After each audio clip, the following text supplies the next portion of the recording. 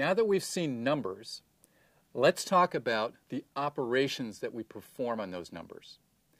Now, a computer can do arithmetic, like addition and subtraction, but there are other types of operations called logical operations.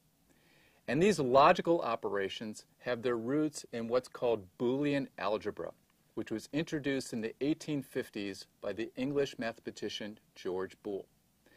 Now, Boolean algebra is a little different than normal algebra, where we use addition and subtraction and we have numbers.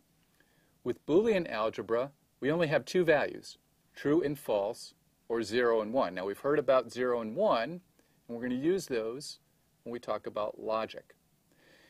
Now, the types of logical operations that you can do in Boolean algebra are and, or, and not. There are three fundamental operations in Boolean algebra, and we're going to define those in this module.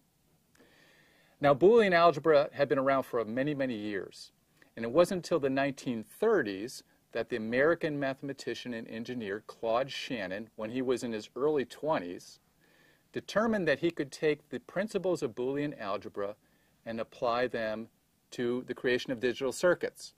So he introduced what was called switching algebra, a variant of Boolean algebra, as applied to digital circuits. And he realized that you could build computers using these digital circuits and these principles of the switching algebra, using these logical functions and, or, and not.